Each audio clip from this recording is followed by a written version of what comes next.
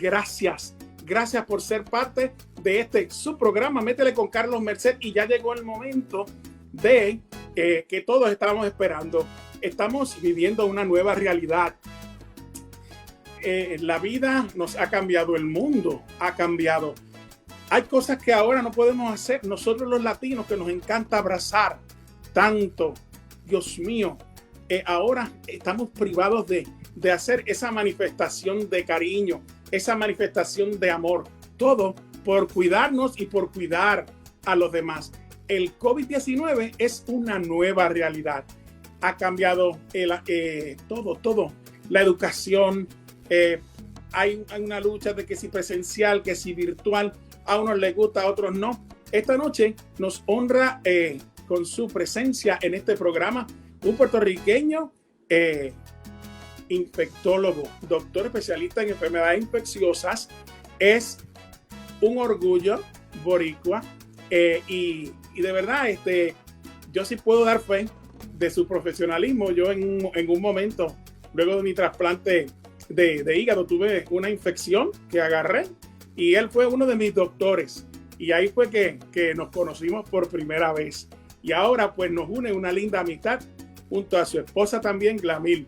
Esta noche usted va a tener la oportunidad de compartir todas las dudas que usted tenga acerca de lo que es el COVID. Vamos a recibir en Métele con Carlos Merced al doctor Aníbal Maldonado. Buenas noches, doctor. Buenas noches, Carlos, a ti y a tu audiencia. Un placer estar contigo aquí para contestar las preguntas que tengan acerca del coronavirus. Muchas gracias por la invitación. No, para mí es un honor, de verdad, y es necesario, pues porque se dicen tantas cosas, y pues tú sabes que los latinos somos como que nos recetamos, y recetamos a los demás sin contar con el conocimiento adecuado, ¿no? Y ahora esto es un asunto muy serio, y yo quise invitarlo a este programa para que escuchar la verdad de un especialista. Vamos a comenzar con la primera pregunta. ¿Qué es el COVID-19?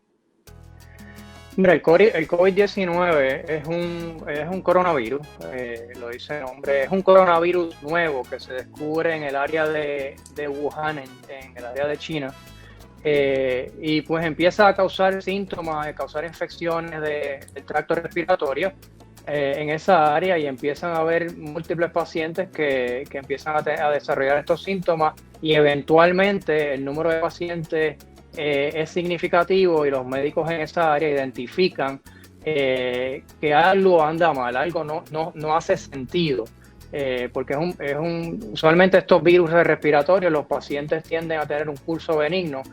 Cuando empiezan a ver que la mortalidad asociada con este virus es significativa, eventualmente, después de un poco de presión internacional, alertan a la comunidad internacional, y entonces eventualmente descubren o identifican este virus. Que este virus no es, los coronavirus no son nuevos, son virus respiratorios bien comunes que mayormente se ven durante la época de diciembre, enero, en los tiempos fríos. Y la mayoría de las veces lo que causan es un síndrome respiratorio como el catarro común, y el paciente pues se mejora sin ningún tratamiento médico. Este virus pues es un poco diferente por la alta morbilidad y la mortalidad que está asociado a él. Hemos visto virus similares. En el 2002 tuvimos uno que se llamaba el SARS, no sé si algunos de ustedes lo recuerdan, pero hubo aproximadamente 8,000 casos en mundial. Eventualmente eso pues desapareció, y pues no escuchamos tanto del virus, y eventualmente sale otro nuevo en el área de Arabia Saudita en el 2012, que también era otro coronavirus novel, pero por razones que todavía la comunidad científica no tiene clara, este virus pues no se regó a nivel mundial como se ha regado el coronavirus 19, y el 2019 es por el año en donde se descubre, y el coronavirus infectious disease, eso es lo que tiene, eso es lo que las letras significan, y el 19 del 2019. Tenemos una pregunta, me dice acá mi esposa, dice, ¿puede salir positiva en la prueba de sangre y negativa en la prueba molecular? Mira, Carlos, para el diagnóstico del coronavirus hay dos pruebas que están disponibles, ¿no? Hay varias, pero las dos que uno viene escuchando desde que empezamos la pandemia es la prueba serológica, ¿okay? Que es una prueba de sangre, y la segunda es una prueba molecular.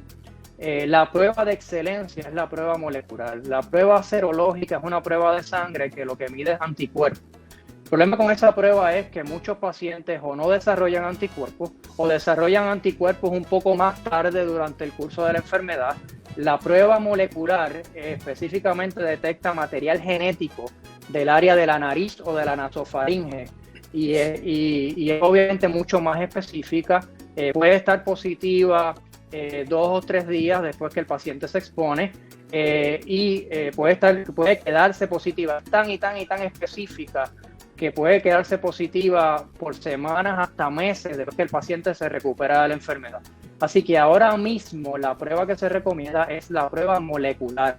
Las serológicas no son recomendables. Sí hay muchas compañías haciendo pruebas serológicas. Hay un beneficio económico para muchas de estas compañías, pero claro, desgraciadamente la comunidad médica no podemos recomendar esas pruebas para el diagnóstico. La prueba por excelencia es la prueba molecular. ¿Cuáles son los síntomas que se presentan o lo primero que quizás algún paciente puede experimentar? Pues el síntoma más común es fiebre, ¿ok? Fiebre. Más del 50% de los pacientes tienen fiebre. Otros síntomas comunes puede ser la tos, puede ser dolor en el pecho, puede ser dificultad respiratoria. Hay algunos síntomas característicos de este virus que no se han visto con otros virus respiratorios, como la pérdida de la sensación del olfato y del sabor. Eso es algo nuevo. Algunos pacientes pueden desarrollar síntomas gastrointestinales como náusea, vómito, diarrea. Te puede dar dolor de garganta, pero no es tan común como algunos de los otros virus como la influenza y el mismo rinovirus. Así que la mayoría de los síntomas son de fiebre, dolor de garganta, fiebre, tos, dolor en el pecho, y si desarrolla síntomas severos, dificultad respiratoria y, como te dije, síntomas gastrointestinales y la pérdida del sabor y del olor. Una vez el paciente ya es diagnosticado positivo, ¿cuándo esta persona debe hacerse nuevamente la prueba? Y si de salir negativo, ¿cuándo la persona puede salir sin arriesgar a contagiar a los demás? Pues eso es una pregunta interesante, Carlos. Cuando empezamos en esta pandemia, pues muchas veces una vez el paciente lo diagnosticábamos con el virus, hacíamos una prueba varios días después a ver si el paciente, entre comillas, tenía el virus. Como te expliqué hace unos minutos, la prueba es tan sensitiva y tan específica que una vez el paciente se recupera, esta prueba puede permanecer positiva por muchas semanas sin el paciente estar a riesgo de transmitirlo a otras personas. Así que, ¿qué hizo el Centro de Enfermedades Infecciosas? Pues nos orientó y nos dice que si el paciente ha tenido síntomas 10 días y ha estado en la casa con 10 días, la probabilidad de que tú infectes a otra persona después de 10 días es casi ninguna. Pacientes que han tenido una enfermedad severa, que han estado hospitalizados, ese tiempo se extiende a 20 a 21 días. Una vez se diagnostican, si el paciente se hospitaliza, después del día 21 más o menos, el riesgo de transmitirlo a otras personas es casi cero. Hay situaciones en donde sí le hacemos la prueba, ya sea porque el empleador, si el paciente va a volver a trabajar o va a ir a algún sitio donde hay algunas personas de alto riesgo, que se le hace la prueba. Pero hay que tener en cuenta, como mencioné antes, que la prueba es tan sensitiva. Por ejemplo, cuando uno hace esta prueba, este material genético puede ser una proteína del virus y no necesariamente quiere decir que el virus completo está presente en la nariz o en la nasofaringe. Así que esa prueba molecular no puede distinguir si el virus está vivo o no. Lo que puede distinguir es que hay alguna partícula asociada con el virus en esa área de la nariz o de la nasofaringe. Así que, para resumir, si uno está enfermo y está en la casa, uno espera 10 días. Después de 10 días, la probabilidad de transmitirlo a otra persona es casi ninguna. Si has estado hospitalizado, pues espera un poquito más, de 20 a 21 días, antes de volver a regresar o a trabajar o a la comunidad para tratar de prevenir a la comunidad para seguir con tu curso de vida normal. Se escucha mucho hablar de asintomáticos. ¿Qué es eso? Mira, el paciente asintomático es el paciente que ya se ha expuesto al virus y es portador del virus, pero no tiene síntomas. No tiene fiebre, no tiene congestión, no tiene tos, no tiene dolor de pecho, no está corto de aire. Se estima que el 40 al 50% de los pacientes pueden estar asintomáticos y esos pacientes tienen el potencial de transmitir el virus, tanto como los pacientes que tienen síntomas. Y es bien difícil, casi imposible identificar a esos pacientes, porque el paciente que no tiene síntomas, a menos que se haya expuesto a un paciente que ya ha tenido síntomas, no va a ir a chequearse al médico, ¿ok? Por eso es la recomendación de el usar la máscara universal, porque no sabemos quién se ha expuesto, no sabemos quién es portador, y cualquiera de esas personas que no tiene síntomas tiene el potencial de transmitírselo a personas que sí tienen factores de riesgo a desarrollar síntomas, ya sea síntomas normales o síntomas más severos que desarrollen la hospitalización. Entonces, pregunto, ¿verdad? Y disculpe la ignorancia, pero la pregunta... Ignorancia ninguna. Hay que hacerla. Entonces, ¿una persona asintomática puede desarrollar el virus o no? Absolutamente. Hay personas que... esa definición de asintomático hay que cogerlo con pinzas, ¿no? Porque hay personas que quizás se levantan y pues mira, tú le preguntas al paciente, tú estás positivo, tienes síntomas, y cuando le preguntas te dice, no, yo no tengo síntomas ahora, pero le preguntas, pero hace 3 o 4 días, ¿tenías algún síntoma?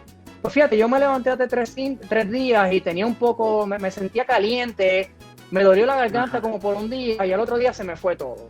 Así que esos pacientes que a veces identificamos como asintomáticos, no necesariamente son asintomáticos. Es que quizás ellos pues no pensaron mucho que esos eran síntomas del COVID y pues definitivamente pues como no siguieron enfermos, pues ellos pensaron que no tuvieron nada. Pero sí hay algunos que no desarrollan ningún síntoma, pero hay una cantidad de pacientes asintomáticos que sí, cuando tú investigas en el historial y le haces las preguntas pertinentes, encuentras que muchos de ellos sí tenían algún tipo de síntomas que no identificaron específicamente relacionados al virus. ¿Puede repetir el COVID? Pues la contestación es sí. Y eso no sorprende a la comunidad médica.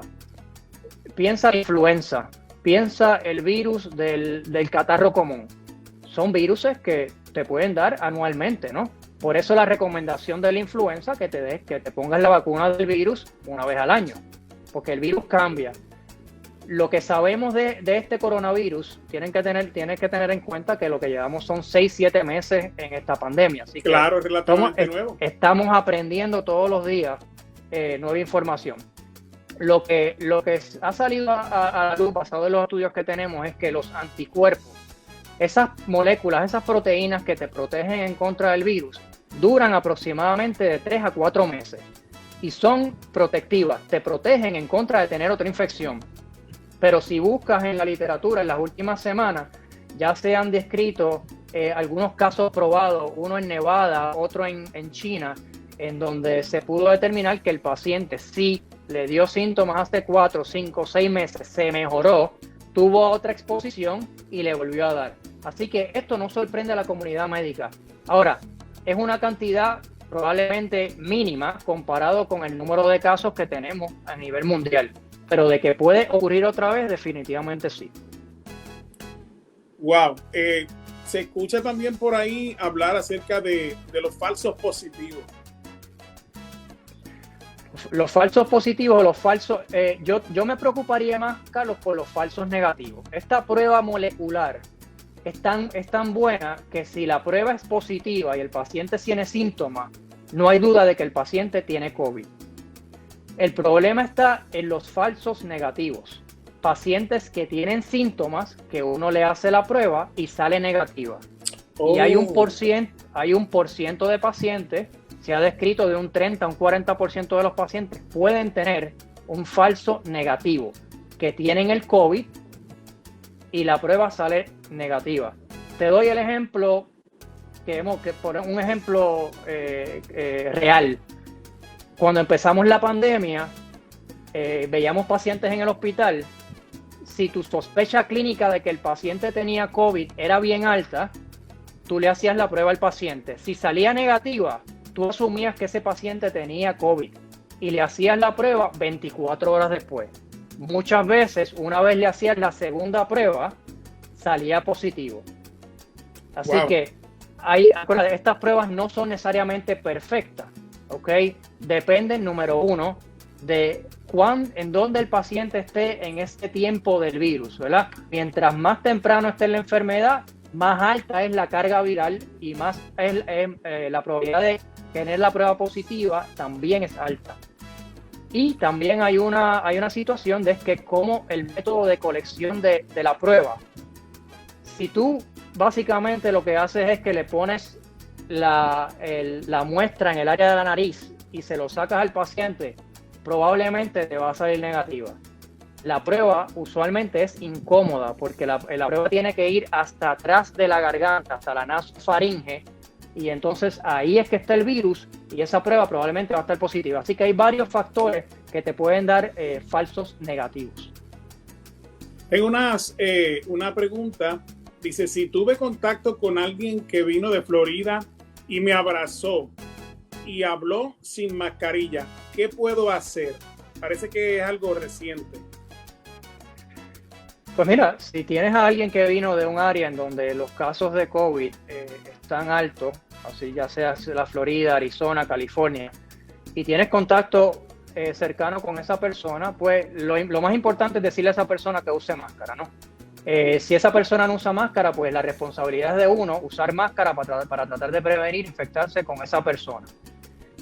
Si hay un contacto significativo y real, y la preocupación es real que esa persona quizás haya tenido síntomas del COVID, lo que se le recomienda a esa persona que se expuso, que se aísle por un periodo por lo menos de 10 a 14 días. Y si no puede hacer eso, básicamente es que use máscara mientras esté en espacios públicos o mientras esté cerca de familiares que estén a riesgo del virus y que se monitoree para síntomas, ya sea fiebre, otro de los síntomas que hemos descrito. Tengo otra pregunta de una persona que ya tuvo el coronavirus. Dice, ¿es necesario tener 2 resultados negativos luego de un resultado positivo? La contestación es no. Una vez ese paciente ya tenga ya de 10 a 14 días que los síntomas ya pasaron, la probabilidad de ese paciente transmitírselo a alguien es bien poca. Como te expliqué hace unos minutos, hay trabajos, pacientes que están trabajando en que el empleador donde uno trabaja requiere que uno tenga una prueba negativa. Esto eventualmente va a cambiar porque sabemos que esas pruebas pueden quedarse positivas por varios días, por varias semanas, el paciente no necesariamente ser contagioso. Así que para contestar la pregunta, no necesitamos repetirle la prueba del COVID a una persona que haya tenido COVID para decirle que está curado. Una vez los síntomas se mejoren, pasan 10 días y el paciente se siente mejor, no hay necesidad de hacer la prueba. Si el paciente está hospitalizado, una vez pasen de 20 a 21 días, la probabilidad de que ese paciente lo transmita a otra persona es bien baja y no hay necesidad de hacer ninguna prueba de confirmación para ver, entre comillas, que el virus se fue. ¿Cuán contagioso puede ser el virus en un niño? Pues es una pregunta interesante y es una pregunta que ahora mismo no tenemos la respuesta concreta. Cuando empezó esta pandemia, acuérdate que los niños fue la población que casi más protegimos, ¿no? Cerramos las escuelas, los mantuvimos en la casa, así que no es hasta hace varias semanas que empezamos a abrir las escuelas. Lo que sabemos hasta ahora es que los niños menos de 10 años sí pueden portar el virus, pero tienen menos riesgo de transmitírselo a personas mayores. Los jóvenes de 10 a 19 años tienen la capacidad de transmitir el virus casi igual que los pacientes adultos. Así que la mayoría de los niños no se enferman al grado de que se enferman los adultos. Sí tienen la capacidad de transmitir el virus, aunque un poco menor si son menores de 10 años, pero esa data y esa información va a ir cambiando a medida de que las escuelas sigan abriendo y obviamente los niños se sigan exponiendo al virus en la comunidad. Nos preguntan también que si fue buena idea abrir las escuelas. Pues mira, no es que si fue buena idea o no. Hay algunas comunidades en los Estados Unidos que han tenido una cantidad baja de pacientes del COVID. Y en esas áreas, pues no puedo decir que fue mala idea abrir los colegios, ¿no? Abrir las escuelas. Pero han habido comunidades que sí, en mi opinión, las escuelas abrieron muy pronto. Los colegios han abierto muy pronto. Ya ustedes han visto en las noticias cómo muchas universidades han tenido que dar un virazón y decir, mira, vamos a ir ahora a las clases virtuales porque aquí el virus se ha propagado. Y pues no solamente, obviamente, la responsabilidad cae en las instituciones educativas, ¿no? También cae en los estudiantes, muchos de ellos haciendo fiestas, etcétera, etcétera. Pero al final del día la responsabilidad es de los líderes y los líderes son los que tienen que responder y obviamente proteger a su estudiantado. Preguntan si estuve expuesta a una sospecha, ¿cuándo me debo hacer la prueba? Pues usualmente el periodo de incubación, que quiere decir el periodo donde uno se expone, a donde uno tiene síntomas, usualmente es de 5 a 7 días más o menos. Así que lo que se le dice al paciente es que por lo menos esperes de 3 a 4 días después de la exposición antes de hacerte una prueba molecular, porque si te la haces muy temprano es posible que salga negativa y como es temprano en la enfermedad, pues esa prueba te va a salir negativa, ¿no? Pero una vez entras al tercer, cuarto día, quinto día de exposición, si de verdad contraíste el virus, se supone que esa prueba molecular salga positiva. Dicen, le envía saludos Corali Hernández. Y dice, un abrazo a Corali, la nieta de Rafael Hernández, Carlos. Casi nada. Casi nada, la nieta de Rafael Hernández. Saludos, Corali, gracias. Un abrazo a ella y a su hermano. Nosotros. El día que esté la vacuna disponible, ¿será seguro el administrarla o debemos esperar un tiempo para ver posibles efectos secundarios? Tremenda pregunta. Hay mucha preocupación de esa. Hay muchas compañías ahora mismo pues tratando en esta carrera de hacer una vacuna. Cuando uno saca una vacuna, uno tiene que asegurarse que sea efectiva y que sea segura. Estas vacunas toman tiempo. Para darte un ejemplo, Carlos, y a los que nos están escuchando, la vacuna más rápido que se aprobó en nuestra historia fue la vacuna del sarampión, y esa tardó 4 años. Pretendemos ahora hacer una vacuna en un periodo de 7 a 8 meses. Así que es un poco preocupante, ¿no? Obviamente todos los recursos se han puesto a hacer esta vacuna. Así que para contestarle la pregunta a Corali, hay que esperar. Están las compañías ahora en fase 3 haciendo estudios a ver si estas vacunas son seguras y efectivas. Y yo espero que los líderes del FDA, del CDC, no brinquen pasos. No podemos acortar pasos cuando estamos aprobando estas vacunas. Acuérdate que estas vacunas se las vamos a estar recomendando a pacientes que están saludables, muchos de ellos, ¿ok? Y lo último que queremos es darle un medicamento, una vacuna, que eventualmente tenga algún efecto secundario significativo. Te doy un ejemplo corto. Hace varios años se estudió una vacuna del dengue, ¿ok? Y pues mira, uno piensa el dengue, una vacuna para el dengue. Es tan complicado que hay pacientes que uno le da esa vacuna y si les da dengue otra vez, pueden tener un curso peor los pacientes que se vacunaron. Wow. Así que el área de la vacunación es un área complicada y yo espero que no cortemos pasos antes de aprobar una. Lo que dice es que quizás sea para finales de diciembre y enero, pero sí me preocupa por la rapidez en la que queremos aprobar o en la que se está anticipando aprobar esta vacuna. Acá dice, hay pacientes que les toma 40 días para mejorar y otros salen en 10 días. ¿A qué se puede deber eso?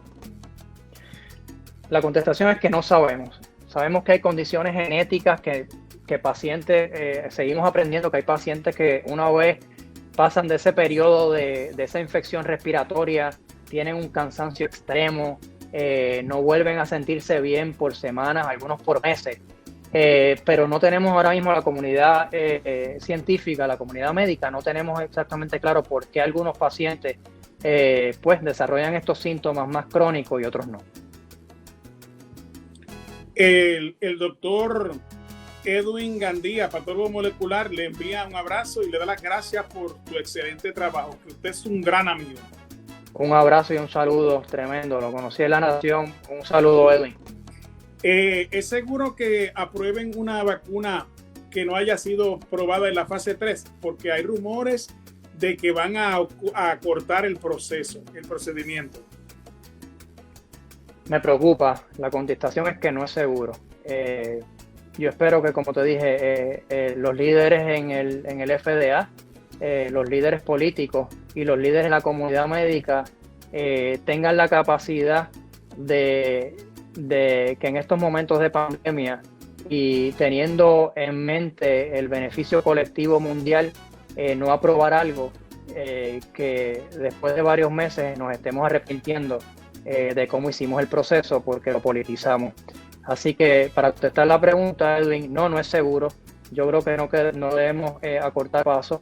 Creo que debemos completar todas esas fases, incluyendo la fase 3, revisar la data, que todos tengamos la oportunidad de revisar la data, opinar y que las autoridades médicas, específicamente el Instituto Nacional de la Salud, sea la que tenga la última palabra para poder aprobar alguna de estas vacunas, manteniendo en mente la seguridad nacional.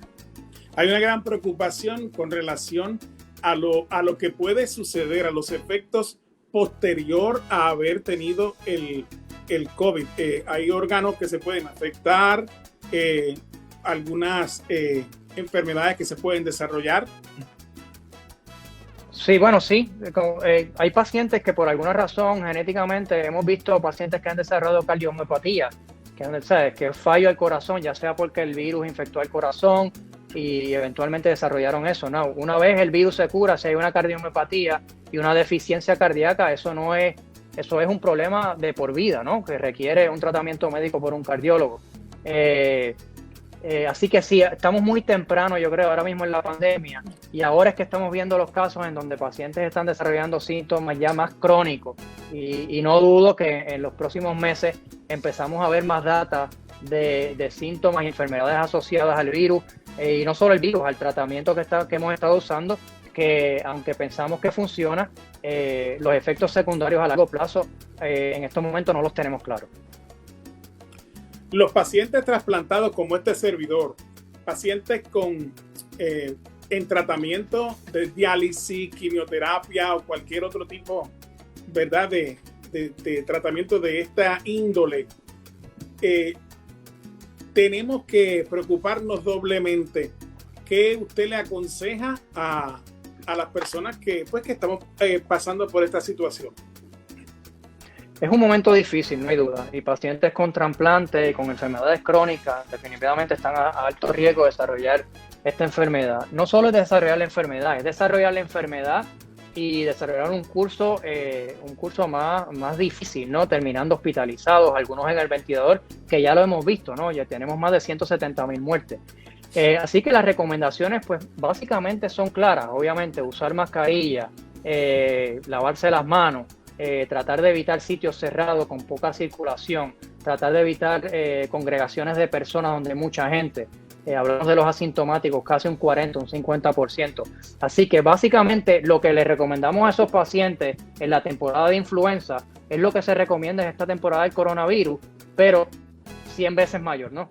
Porque el contagio, la mortalidad y la morbilidad, las personas que se enferman de este virus, comparado con otros virus respiratorios que hemos visto en el pasado como la influenza, es significativamente más alto. Es cierto que el ibuprofeno con descongestionantes son buenos remedios para usar en la casa cuando comienzan los síntomas, y el aceite de ratero o cualquier otro de esos remedios caseros. Pues mira, esos remedios caseros no puedo comentar, no estoy muy familiarizado con ellos, así que definitivamente no te puedo dar una recomendación absoluta si funcionan o no funcionan. Acerca del ibuprofeno, al principio de la pandemia se decía que algunos de estos medicamentos que se llaman no esteroidales, pues no se recomendaban. La data no es muy clara. Ahora mismo estamos recomendando pacientes que han tenido fiebre o que tienen fiebre, pues que usen Tylenol, y si pueden evitar el ibuprofeno, el Alif, el naproxen y ese tipo de medicamentos, pues que usen el Tylenol si no tienen ninguna contraindicación. Aunque cuando uno mira la data en esos esteroidales, definitivamente no hubo no hubo una situación adversa, no estuvo muy claro si le hacía daño a los pacientes con COVID o no, pero sí, lo que recomendaba básicamente es el acetaminofén por ahora. Doctor, cuando se habla de mascarillas, ahora ha proliferado un mercado, ¿verdad? De diferentes tipos de mascarillas. Se habla de la N95, creo que es que se llama. Entonces, la mascarilla que se utiliza en el hospital, que es por un lado que es como color azul o aqua y el otro lado es blanca. ¿Cuál es esa que está ahí? Estaba preparado para esa pregunta, Carlos. Esta es la mascarilla quirúrgica, ¿no? La que usamos en el hospital. Y este es un ejemplo de la mascarilla N95, que viene en varias formas, ¿no? Y la diferencia entre ellas es el particulado que filtran, ¿no? La N95 pues filtra un particulado un poco más pequeño comparado con la quirúrgica. Y obviamente pues están las mascarillas de tela que las hemos visto. Cualquier cosa es mejor que nada, ¿ok? Claro. Lo que los estudios han señalado es que cualquiera de estas mascarillas, obviamente la N95 pues te protegería más, pero obviamente es más incómoda, ¿no? Es un poco más difícil respirar. Pero cualquier cosa es mejor que nada. Muchas veces lo que se ha descrito en la comunidad médica, si yo tengo una máscara, Carlos, ya sea la quirúrgica, ya sea la N95, y me expongo al virus, mientras menos partículas del virus yo respire, la probabilidad de que yo me infecte es menor. Y si me infecto y tengo una de estas mascarillas puestas, si me pongo a una cantidad de partículas poca o pobre, la probabilidad de que si me infecto y me enfermo, de que me enferme y me ponga peor o tenga que terminar en el hospital es más baja. Así que cualquiera de estas máscaras obviamente tiene un beneficio. Obviamente uno recomienda las N95 o las quirúrgicas, pero sabemos que no todo el mundo tiene acceso a ellas, y lo que se recomienda es, obviamente, lo que usted pueda hacer para tratar de protegerse a usted y proteger a los demás, es usar cualquier tipo de mascarilla que lo pueda proteger, que pueda proteger a las demás personas de sus secreciones. He visto, cuando salgo a la calle a hacer algún tipo de gestión, he visto personas que tienen la mascarilla puesta debajo de la nariz. Error. Acuérdate que el virus entra por superficies mucosas. ¿Cuáles son las superficies mucosas? Los ojos, la nariz, la boca. Así que si usted está utilizando la máscara y se la está poniendo solamente en el área de la boca, pero deja la nariz descubierta, tiene 50% de que el virus entre por alguno del área de la nariz. Así que la recomendación de cómo ponerse la máscara obviamente es cubriéndose la nariz y la boca. Hay unos comentarios en la calle que si los guantes son buenos utilizarlos, que si no usen los guantes. ¿Qué recomendación da usted? La recomendación primordial es lavarse las manos. Los guantes hay veces que dan una sensación de seguridad falsa, ¿no? Porque imagínate que tú te pones los guantes y te olvidas de lavarte las manos y empiezas a tocar superficie, no te cambias los guantes, te tocas la cara, te tocas los ojos, los guantes están contaminados, así que ya tuviste una exposición ahí. Así que los guantes para la comunidad en general no se recomiendan en estos momentos. Sí, lavarse las manos frecuentemente, sin duda. Cuando salimos a la calle a hacer cualquier gestión, pues regresamos. ¿Qué debemos hacer al regresar al hogar? Pues si le preguntas a mi esposa, me tengo que desvestir en el garaje, no puedo saludar a nadie, y entonces me voy a bañar y después saludo. No hay recomendaciones específicas, ¿no? Obviamente, si usted está trabajando en la comunidad médica, usted es enfermero, usted es médico, usted trabaja en el hospital y está expuesto a esto 24/7, pues quizás uno pues trata de hacer lo más posible de que no contaminar a la familia, ¿no? Estos virus no viven en superficies inánimes como la ropa, no viven por periodos extendidos de tiempo. Así que el riesgo de uno transmitirle el virus a alguien porque tocó su ropa o tocó alguna superficie, aunque no es cero, esa no es la manera primordial de transmisión. Así que si usted pues trabaja en uno de estos escenarios donde está expuesto, pues sí, quizás usted quiere ser más cuidadoso. Aparte de eso, pues obviamente cuando usted llega a su casa, pues básicamente si usted tiene preocupación de que hay alguna área esté contaminada, pues usted pues se baña, se lava las manos, echa la ropa a lavar, pero no hay ninguna no hay ninguna recomendación específica en ese sentido ahora mismo, Carlos. Hay una persona que entró tarde acá a nuestra conversación y me dice, yo hice una pregunta acerca de los falsos positivos, ese es Luz Escobar. Dice, mi hija se hizo la prueba una semana atrás y dio negativo, y una semana después se la hizo para viajar y dio positivo, no tiene síntomas y nadie ha dado positivo. Asimismo tiene otro familiar.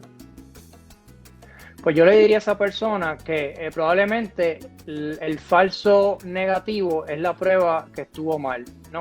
Okay. Esa prueba del positivo es tan específica y como sabemos que el 40 al 50% de los pacientes no tienen síntomas, pues básicamente hay que entender que si la prueba salió positiva, hay que considerar que el paciente está positivo para el COVID.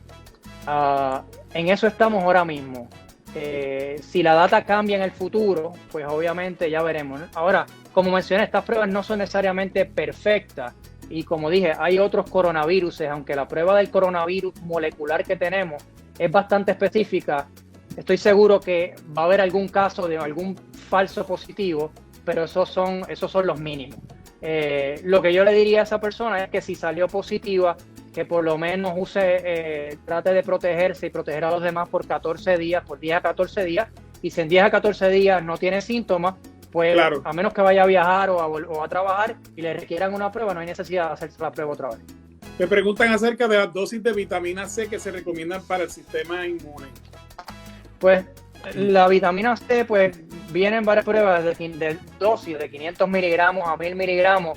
La comunidad médica también está dividida en términos de si la vitamina C te aumenta el sistema inmunológico. Yo soy de los proponentes que sí creo en la vitamina C, sí creo que tiene algún beneficio. Hay que tener con cuidado con la vitamina C. Hay pacientes que pues tienen algunas condiciones renales, que eso puede desarrollar piedras en el riñón, etcétera.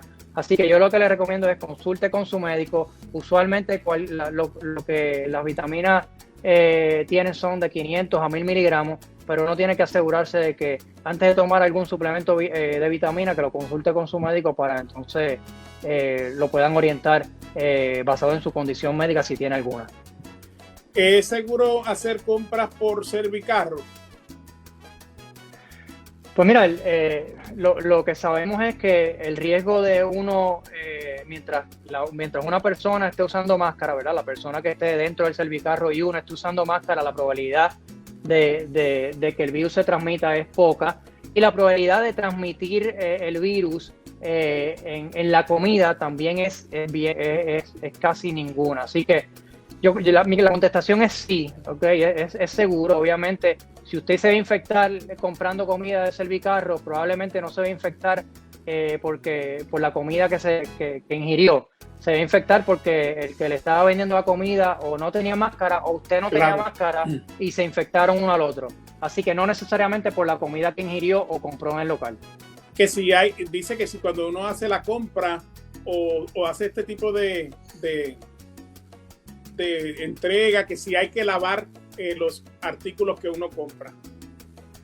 Mira, no necesariamente. Si usted quiere pasarle un pañito a los artículos que usted compra para sentirse un poquito más seguro, hágalo.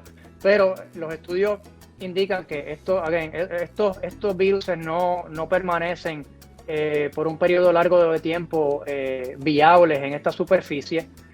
Así que cuando uno oye a otros expertos como el doctor Fauci, no se recomienda necesariamente que usted pues lave cada artículo que usted compra del supermercado para tratar de prevenir el virus. Pues hay una persona que está muy preocupada porque por más advertencia que se da, por más que se difunde información, hay personas que insisten en hacer fiestas, que ir a lugares que están llenos de personas. ¿Qué opinión le merece eso? Mira, Carlos, lo que hay que hacer es seguir llevando el mensaje. No te puedo dar el número de casos de pacientes que pensaron que no corrían ningún peligro, que a ellos no les iba a dar, que ellos iban a estar en el 80% de pacientes que no iban a tener síntomas severos y terminan en el hospital. Así que lo importante es educar con respeto, ¿no? Y pues usar su mascarilla. En estos tiempos estamos en una democracia, en un país que no es totalitario como China, como algunas áreas en Corea, etcétera, donde las autoridades pueden implementar unas penas más severas a aquellos residentes que no sigan las reglas para el bien común.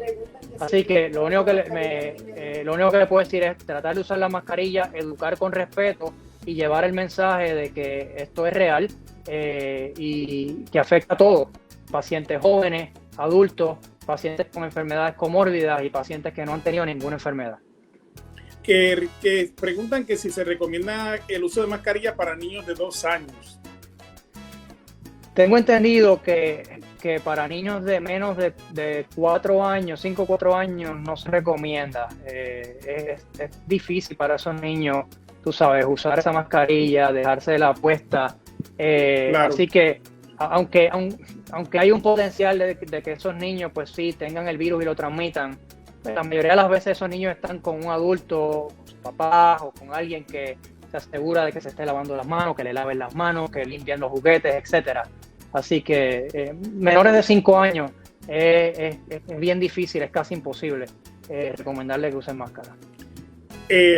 Doctor, hay aquí en nuestra comunidad, en la ciudad de Orlando, usted que todos los días trabaja con diferentes casos, cada día que pasa va en aumento. ¿Qué usted nos puede decir de lo último que se ha recibido en su oficina, en el hospital? Pues mira, la realidad del caso es que en estos estados, en la Florida, en Arizona, en California, sí hemos visto una disminución en los casos, ¿okay? En las hospitalizaciones. No quiere decir que esto se acabó, ¿okay? Si uno compara los números, ayer tuvimos un sinnúmero de casos, 1,000 y pico de casos, etcétera. Llevamos 11,000 muertes, etcétera. Pero sí hemos visto una disminución. Pero cuando tú miras la data a nivel de los Estados Unidos, hay 26 estados ahora mismo que han tenido un aumento de casos. Así que aunque quizás no ha sido California, Arizona ni la Florida, muchos estados en el norte están viendo un aumento en los casos. Esos pacientes viajan acá, nosotros viajamos allá. Así que todos estamos unidos, esto es un colectivo. Así que aunque sí hemos visto una disminución de casos, ya veremos qué pasa con este weekend, el Labor Day Weekend, ¿no? Que yo creo que es feriado. Vamos a ver, si empezamos a ver grupos haciendo barbecue y invitando a la casa a hacer una fiesta de 20 personas juntas y los colegios pues siguen abiertos, estos pacientes no los vamos a ver en 1 o 2 días después del fin de semana, los vamos a ver en 10, 14 días y un poco más también. Así que la contestación es que aunque hemos visto una disminución gradual en los números de casos aquí en la Florida, ese no es el caso en muchos estados, inclusive en Puerto Rico no es el caso tampoco. Lo que quiere decir es que entonces ante esta apertura que ha habido en las escuelas, en los parques temáticos, es probable que en el mes de octubre o tardío quizás en septiembre el pico sea, ¿verdad? La cantidad aumente. Absolutamente, tienes que tener en cuenta el periodo de incubación. Esos pacientes pueden tener el periodo de incubación de 5 a 10 días. La media son 5 días, pero el paciente puede presentar 14 días después de exposición. Dios. Y pues no solo eso, el paciente que tuvo síntomas un día se lo puede exponer a 2 o 3 más y entonces el reloj empieza a contar. Y es un número exponencial, que es lo que hemos visto en los últimos 3, 4, 5 meses aquí en el área de la Florida. Wow, bueno, doctor, agradecemos esta valiosa información porque, ¿verdad? Siempre es bueno consultar con los que saben. Y también aprovecho para agradecer esa labor titánica que están haciendo ustedes, que están arriesgando sus vidas por salvar otras. De verdad, le pedimos al Señor que los bendiga, que los proteja, que los cuide. Y reiteramos nuestro agradecimiento por lo que están realizando, pues, por toda la comunidad. Gracias por la invitación, y no solo a los médicos, a la enfermera, a los conserjes, a todo el personal que está en los hospitales, en las farmacias, en las oficinas médicas. Y hay que tener mucha humildad, Carlos, cuando en esta pandemia, porque la información sigue surgiendo. Y aquel médico, aquella persona que piensa que lo sabe todo del COVID, incluyendo los infectólogos, no lo sabemos todo, ¿okay? Esta información surge de diferencia, así que cuando uno trata a estos pacientes, ya sea en la casa, ya sea en las oficinas o en los hospitales, hay que hacerlo con mucha humildad y respetando y entendiendo que esto es un virus novel y que pues aprendemos todos los días y lo que quizás estamos pensando que hacemos bien hoy, pues en 2 o 3 semanas pues aprendamos que la data sugiere que era de otra forma, que se hacía mejor. Así que ese es el mensaje, llevar el mensaje de las máscaras y protegerse. Y te agradezco a ti la oportunidad. ¿Dónde podemos contactarle para, las personas que estén interesadas, si de repente tienen algún tipo de situación como esta, su oficina médica, dónde se encuentra, cómo se puede contactar? Pues nosotros somos un grupo que está basado en Altamonte Springs, Infectious Disease Consultants, ¿okay? El número de teléfono es el 407-830-5577. Damos servicio de consultoría, no solo del COVID, pero de múltiples infecciones. Y lo más importante es, si usted piensa que tiene algún síntoma del COVID, contacte a tu médico primario, ¿okay? No espere, protéjase. Ellos lo van a orientar en dónde hacerse la prueba, y una vez se haga la prueba, salga positiva o negativa, pues entonces el curso de acción, su médico primario, ahora mismo está más que capacitado para entonces decirle cuál es el curso a seguir. Muchas gracias, doctor, por esta valiosa información, y espero que esto pase rápido para podernos reencontrar, no virtualmente, sino en persona. Eso esperamos, Carlos. Un abrazo. Igual para usted y para su familia. Que Dios los bendiga. Y nosotros nos vamos a una pausa y regresamos con más de Métele con Carlos Merced. Adelante, señor director.